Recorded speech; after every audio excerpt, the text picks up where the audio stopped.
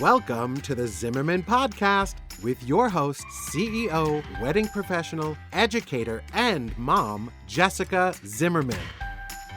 This is a brand new Zimmerman Podcast miniseries, Sleeping with a Stranger Under the Cover. In the next few weeks leading up to the release of my memoir, Sleeping with a Stranger, we'll be taking a look under the cover as I share insider information about the story and process behind my memoir, Sleeping with a Stranger, which releases April 7th, 2020.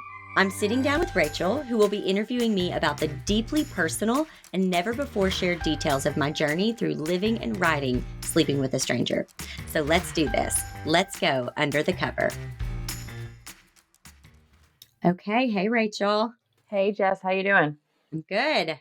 How are you? I'm great. I want to get to that story we promised. To set the scene, last week you talked to us about sort of when you knew that you would write a book, and today we're going to talk about the actual day that you realized this is happening, like now. It's time to go. It's time to write the book. So be as specific as possible. Share all the details of the day that you found out that it was time to start writing the book.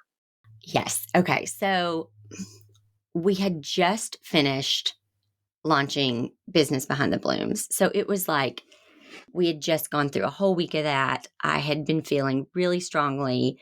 Like, I guess a couple weeks had gone by since I knew the ending of the book. And I just kept having this very strong urge, like this voice inside of me saying, it's time to write it. And I kept trying to quiet it a little bit because I knew I had other things that I had to get done. And I thought, I'm just going to have to carve out time for that the following year. Well, and also you had also just gotten back from New York where you like almost died. Yes. You were so sick. That's true. Oh my gosh. Okay, good. I'm so glad we're recording this because I'd forgotten about that. So I usually go somewhere by myself, like a little trip by myself for a few days after the Business Behind the Blooms launch because it's just big. Like it's a big deal. It's a lot of work for my team, but also for me. Like my team does so much work leading up to it. And then I kind of am like all in the week of because it's the sales and that's my department. And so it's a lot of just like lives and webinar teaching. And so I just give a lot of energy out that week. And so I had arranged like 6 months earlier that I would go to New York the week after the launch. And I went and I had all these things planned and it was amazing. And was so excited.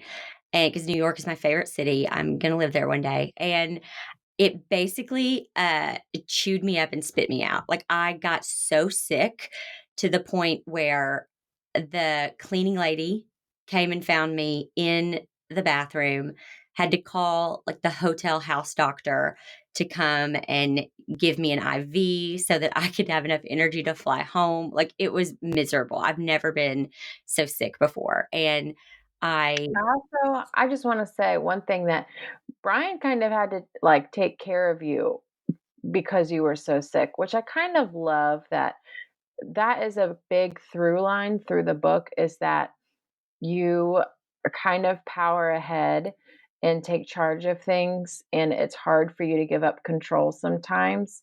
And so I love that before you're realizing that you're actually going to tell that story of, it's hard to give up control. You are literally brought to your knees Mhm, and you have to have someone else take care of you. mhm. Yeah, yeah. I had really gotten to a place where I'd almost hardened, um, kind of before the healing happened, where like, don't open the door for me. I don't need your help. Don't carry that for me. I don't need your help. Like, I've got this. I can do it on my own. I've been doing it on my own. Just real hardened. And so I'd Yeah. taken a lot. I just was used to being in control, and things happen because I made them happen, and just kind of that attitude. And I um, think we can all anyone in a relationship, I think, can relate to that. Like, I anger do the dishes. I'm like, "I'm not gonna let you do I'm gonna do the dishes, and, like, look how clean this kitchen yeah, is," which, might invite more conflict because then there's a clean kitchen, but I think we all have this thing where it's like, "If you're not gonna help me, I'm just gonna do it all myself." So I right, totally get that. right. So I was just completely brought to my knees at while I was in New York. And here it was going to be this week of just like celebration because I'm all about that. I'm all about celebrating big milestones and everything. And I just was like so excited because we had just finished BBB, and it just was it was the end of like a big, huge work, load. And we were about to go into another big workload. But I was like, no, I'm going to go take that week and relax and hang out. And Steph and I had made plans to meet up with people and have dinners. I had so many great reservations made at some of the best restaurants, like my favorite places. And I got there, went to dinner the first night, came home sick as a dog. Like my brother, the closest thing I have to a living sibling, lives in New York, Jason. And I didn't even get to see him because that's how quickly I got sick. And I spent 3 days in my hotel room just sick because I couldn't move. And anyway, moving on. So I came home and was just like, what just happened? Like what just happened? Oh my goodness. And I continue to think about the book, and I was in a play also in New York. I did a little bit of thinking about I had a team member who I just wondered if I still needed them or not. And the thing about me is I'm really loyal. As long as you're doing your job and your job is there's an investment, like there's a return on the investment that I'm making, you're helping the business to make money, then I'm all for it. Like, let's do it. Let's keep this relationship going. And I was just in a position where I was thinking, is that certain position making enough money to continue paying for that person? Like, is the return on the investment enough? And it was one of those, like, for example, when I first hired my Pinterest manager, she told me up front, you're going to pay me and you're not going to see any return on the investment for 7 to 8 months. And I knew that going into it. And I was willing to make that investment. And for this situation, it was kind of the same thing. Like, we may not see it for a while, but I was like, but everything in me, and this is weird. And this is where I have always just gone with my gut. I've always gone with my gut on these types of things. Well, and I just want to say so people understand a little bit of the back end, like you kind of have layers of employees. Like you're not talking about firing like a core employee. You have kind of the core team and then you have like contracted people. And so this was one, not like the core team of people who are sort of full time with you. It's someone who has other clients. And you were just figuring out if you still needed their services, like if they were going to pay off long term. Right. This is someone who helps with press. I had been wanting to hire someone to help with PR and with press for years because it's kind of a full-time job to try to get your work featured and to try to get out there. And when you're in the education world and you're selling programs, you need credibility, and sometimes you need instant credibility, and sometimes there's nothing that's going to give you more instant credibility when you're selling a course about finances than having been featured in Forbes magazine, and that's a full-time job to get those kind of features. And so I'd been looking for someone for a few years, and I mean every single year when I would do my annual planning, I would write down the one role I want to fill is someone to help with PR and with press. And I would interview people. It never felt like the right fit. I hired a couple people that didn't work out. And I just had a very specific person in mind, or what they would do, in mind. And one day, it was in April of last year, I got the name of someone and I reached out to them, and she called me, and it was just like, "Oh my gosh, yeah. Uh-huh. Uh-huh. This is everything I've been looking for like 3 years. Oh my gosh, yes, let's do it. And then she told me her price, and I was like, holy cow. Like, I just was like, what? Like, that's more than I pay myself, I just was like, "What in the world?" But everything inside of me was like, "No, this is who you've been waiting for." And, something inside of me said, "This is a risk you have to take." And that's the thing about being an entrepreneur, and that's the thing about, success is there's no guarantees, but sometimes, man, like, you gotta listen to your gut. And my gut said, "Nothing about this on paper makes sense. Nothing." But my gut says to try this out. And so I did. And so we had been working together, I guess, 5 months at this point. And I just thought, on paper, this doesn't make sense anymore. Like it doesn't, and it didn't even back then. But there's something in me that is like, no, this person didn't come to you for no reason. So she lives in California. And one of the craziest things is like the first month after we were working together, she called me, and she'd always called me from this other number. And this was a different number that came up on my phone, and it was a 501 area code. And 501 area code is Arkansas. And I thought, who is this? And I knew I was expecting a call from her. So I answered it, and it was her. And I was like, what do you do? Like, what's this phone number you're calling from? She said, oh, I'm from Arkansas. And like, what are the chances? You know what I mean? Like, no one's from Arkansas. Yeah, and she, like, lives in Malibu, and she's got this big PR firm and everything, and I thought, "What?"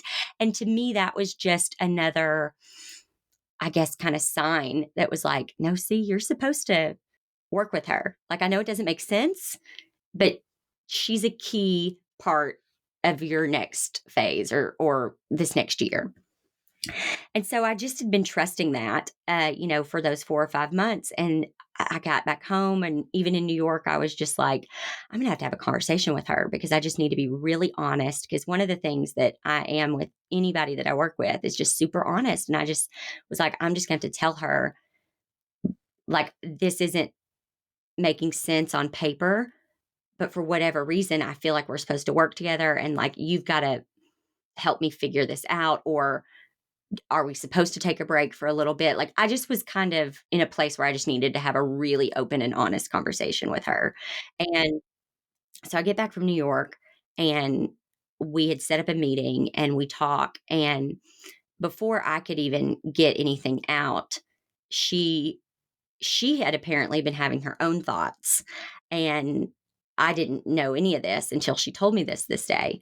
And so she calls, and I'm like, hey, how's it going? And I'm about to kind of go into my whole, here's how I'm feeling, and let's figure this out. And before I can even do that, she goes, okay, are you sitting down? And I was like, no, but it can be.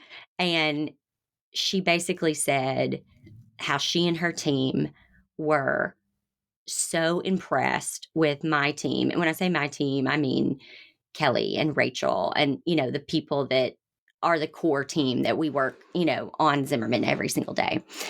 And because my team, the core team works with the contractors. So the team is working with, like right now as we're recording this, Kelly's meeting with my Pinterest manager. You know what I mean? It's our business. It's not mine. So, I mean, Kelly's meeting with our Pinterest manager. It's really our business. And I really do view it that way. I genuinely do. But she says to me, my team is so impressed with your team. And every year we choose one person that we've been working with that we want to Kind of propel, right? kind of propel. Yeah, I guess so. And I just listened, and I was like, okay. And she said, she just said kind things. Like she was just like, and again, these are her words, not mine, but she said, there are people out there that have a message but aren't engaging and can't deliver it well. And then there are people who are really engaging, but they don't have a message to share. And she was like, you have that kind of magic combination, which was really kind of her to say. And she said, we have and I can't share this part yet, but we have a speech we want you to give next year, in the summer or the fall or something. And I think their goal was summer. And so she said, but the thing is it would be really great if you had a book. And she didn't even know about I'd never talked to her about the book ever. Not once had we mentioned the book. We were just talking about my online courses and the podcast and, things like that. Like she helped me get, the Beekeeper's Naturals deal, for the podcast and those kinds of things. We'd never talked about a book. And she said, so we want you to do this speech and everything. She said, but it would be really great if you had a book out, so that you could, sell it after the speech. And I think too, it's when you're an author, it gives you like you don't make money from a book. Let me just say that right now. Like most people don't make money from a book. It's leverage. Like having being an author of a best-selling book it kind of can get you in the door, I guess sometimes a little easier for some of these press and PR opportunities. And so she was like, have you ever thought about a book? Have you ever? And I just was like, because it was so all consuming at that point, the book to me, like it's all I could think about. And I thought, well, yeah, but it doesn't have anything to do with business. And she was like, that's okay. Like, tell me about it. And so I kind of just started sharing it and she just said, "Okay, Jessica, like I think that you're supposed to write that and if you're going to be giving this speech, in May or June or July, your book needs to come out." She gave me two options. She said February or April. And February wasn't going to happen. I mean, I think this was the first week of October when she called. And I was like, yeah, well, there's no way that's happening. And so it was going to be April. And she said a lot of things. I'm not going to share everything that she said, but she said, let me know. She said, books come out on a Tuesday. Let me know what date you want the book to come out.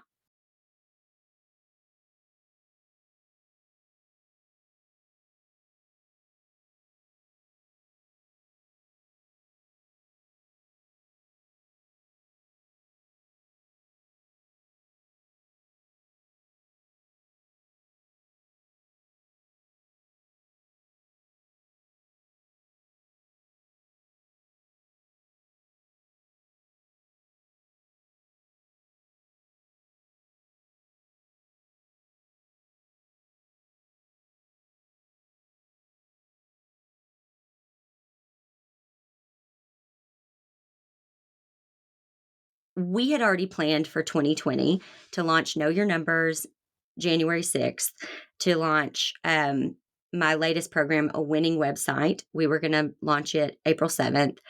The Power of Penning was going to be launched in July, and Business Behind the Blooms was going to be launched in October. So we had already circled the weeks for 2020 that were going to be the 4 launch weeks and kind of the pre-launch periods and the post-launch periods for each of these. And we were coordinating the podcast episodes to go with all of them. And that's the thing too, the podcast hadn't started yet.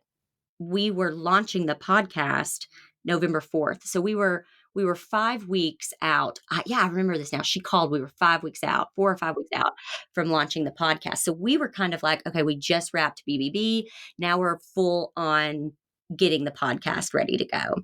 And then after the podcast launched, we were going to get full into the month of November. We were going to do all of our final touches on our Know Your Numbers program because it was the first time we were launching that in January. And so she said, look at your calendar, get back with me, books launch on a Tuesday, yada, yada. And so I get off the phone with her. And first of all, I just cried on the phone with her, which is unprofessional, but I did because I was so overwhelmed with the fact that um, I had been so strongly, like, it was like the book was bubbling over inside of me and I couldn't contain it anymore. And here was someone who knew nothing about this book, who I had never mentioned this book before to ever, and who I was about to have a conversation saying, I want to keep you. I feel in my heart of heart and in my gut that I'm supposed to keep you, but I don't know. I need you to reassure me that this is the right move because on paper it doesn't make sense. And here she was, instead of having that conversation, she says to me, we want you to do this speech. You're going to need to have a book out. Do you have any kind of material for a book? And this is what I do. I know how to launch a book. I know everything. I know how to do the hybrid publishing. I know how to get you in contact with the editors at HarperCollins. I know how to, the distributor to work with. I know, I've got the proof. I got it all. Like all you have to do is say go. And I was like, are you kidding? Because for me, it was always like, I don't know how to publish a book. Like I have no idea. And that just to me was this overwhelming feeling of clarity of Mhm. this book is supposed to get out into the world. And here's this person who lives in Malibu, who's originally from Arkansas, who has all these connections, who can get this out. All you have to do is write it. I've said it before, but you can't kill anything with how, because you never know. Like you can, I could have just always thought, well, I don't know how to get a book out, so I'm just not going to do it. But you can't do that. Like I just always kept saying to myself, well, one day I'll write it. One day I'll write it. And here was somebody saying, yeah, just write it and I'll take care of the rest. So I get off the call and I immediately go over to my planner and I look and I see, okay, if this is coming out in April, then when am like what am I going to have to rearrange to make this happen? And so I look and I see that we were going to be launching a winning website the week of starting April 6th. So I just said, okay, we will just launch that with Pop, the Power of Penning, in July and we will launch the book in April. And I just kind of circled the Tuesday of that week. And so we were going to be doing a winning website April 6th through 10th. So I kind of just circled April 7th and I was like, book launch day. And then I went to the current calendar because it was October. It was like the first week of October. And I thought, okay, how am I going to make this happen? Because one of the things she said on the phone call is the first draft had to be due, I think it was by the very 1st of November. So after I look at the calendar and I circle April 7th, I was just overwhelmed and Brian wasn't home yet. And I just was overwhelmed with this feeling of gratitude and like, oh my gosh, like I can't believe how this just kind of fell in my lap at the same time that I felt really, really prepared to do this. And I have always believed that success happens when preparation meets opportunity. And sometimes the opportunity isn't going to come along until you are fully prepared. And it was just like I had felt for 2 weeks fully prepared to write the book. And then here came this opportunity. And it was like, oh my gosh, here we go. We're doing it. And I think I was just overwhelmed with that feeling of gratitude and appreciation for that, of that moment. And I really wanted to kind of soak it in. And so I went outside and I went on a walk and I started thinking about just my whole business journey. And I thought how when I first started my business, it was January 1st, 2011, which was 1111. And then I just started thinking about the book would release in 2020. And I thought, how old am I going to be when the book releases? And I was like, oh, I'll be 38. I'll have just turned 38 a few weeks before the book launches. And I just saw the number 38 in my head. And I've never done this before ever in my life. I've never been like a numbers person where I like about numerology and like adding. I've never done that. But I went 3 plus 8 equals 11. And then right after that, I went, okay, now what was the date that I'm going to launch the book? What was that Tuesday that I circled in the calendar? April 7th. 4 plus 7 equals 11. And I just went 1, 1, 1, 1.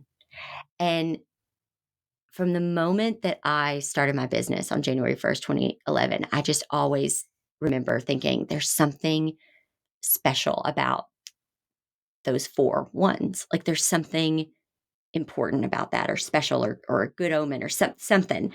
And so it was again just kind of this almost like this just again reassurance of like see, you're doing the right thing. You're going in the right direction. This is the way you're supposed to go. And let me just say, there's not very many times in my life that I feel that much peace about a direction. But I think it had to be this way, honestly, with this particular project, because it's such a vulnerable project that I had to have an overwhelming sense of peace, an indescribable sense of peace, in order to feel like I could deliver this message well. And so then I walk home. Brian comes home. He came home and he said, "You look like you've seen a ghost. Like, what's wrong?" And we ended up going for a drive. And I told him about everything. And I could barely get it out, because I was just like, and then, and then she said that it would be, and then I circled April 7th and 1 plus 1. I mean, it was just like everything. I just was kind of feeling like, and he just had to stop the car, like on the side of the road. And he was like patting my back and rubbing my back. And he was like, "This is awesome. Like, this is great. Like, you've always known that story was going to get out, and that you were going to share it. I'm so proud of you," and all this. And I just was like, I mean, is this story worth sharing? Like, am I, I just kind of had this moment of like, I just can't believe it. And he said, "Jessica, listen to the radio." And he turned up the radio, and it was this song, and it said, "God's not done writing your story." Like, those were the words I heard. And I just was like, basket case, like just full on tears. 'Cause it was just like so obvious that that's what I needed to do. And so it was just emotional, and it was just, but like I said, I think it had to be in order for me to do it. I don't know how I would have felt the energy to do it. It's a hard story. It's not one that you want to go back and relive. And there was a lot of like research that kind of had to happen with it. We can maybe go into that kind of stuff next time, like the actual how it got written in 6 days. But basically, I came home and I thought, well, if it's due to the editor November 1st, then I have to take the last week of October off. That was the only time I had to do it. And so I'm going to have to take the last week of October and get it written. And so I was going to have 6 days to write it. So I guess we can talk about that more next time. Yes. So next time we'll talk about those 6 days and what it looked like to practically just sit down and write this whole story that was 35 years in the making in 6 days. So I can't wait. I think everyone's going to love listening to that episode, because it's kind of mind-boggling and not maybe a typical process, but you just make it work when you got to make it work. So I can't wait. And thanks, Jess, for sharing all about the day that you found out that you were going to be writing this book for real. You're welcome. Thanks for asking. Thanks for listening to this episode of the Zimmerman Podcast miniseries, Sleeping with a Stranger Under the Cover. Don't forget, you can get book updates and VIP treatment at sleepingwithastranger.com. The book will be available April 7th in stores and online. Thanks for joining me today. I'll see you next time.